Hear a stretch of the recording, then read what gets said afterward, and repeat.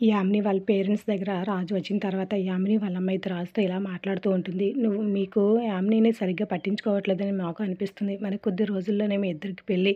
ఇంకా ఏదైనా మాకు చెప్పాలనుకుంటున్నారా? ఏదైనా తప్పు చేశామా? ఎందుకు యామినిని మీరు దూరం పెడుతున్నారు? అని యామిని వాళ్ళ అమ్మగారు అయితే నిలదీస్తూ ఉంటారు రాజుని. అప్పుడు ఇక యామిని వాళ్ళ అమ్మ మాటలు విన్న రాజు అయితే, అవునండి మీతో నేను కాస్త మాట్లాడాలని అనుకుంటున్నా. అది నా గురించే. కానీ ఇప్పుడు కాదు. నాకు ఒక ఐడియా వచ్చిన తర్వాత రేపు ఆ విషయం ఖచ్చితంగా మీకు ఆ విషయం అయితే చెప్తాను. ఇప్పుడైతే మీతో ఏమి నేను చెప్పలేను.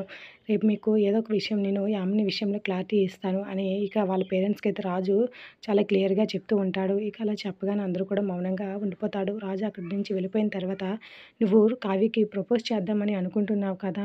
కావ్యకి రేపు ఎలా ప్రపోజ్ చేస్తావో నేను కూడా చూస్తాను.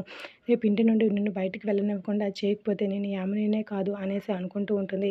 ఇక వాళ్ళ పేరెంట్స్ అయితే మౌనంగా ఉంటారు తప్ప ఇంకా ఏమీ మాట్లాడరు. ఇక కావ్య అయితే తన గదిలో రాజు ఎలా ప్రపోజ్ చేస్తాడా అని ఇక కలలు కంటూ ఉంటుంది. ఇక రాజు కూడా తన గదిలో కావ్య గురించి ఆలోచిస్తూ హ్యాపీగా ఆ డే అయితే స్పెండ్ చేస్తూ ఉంటారు. ఇది రోజు promo. Like the video. Thanks for listening.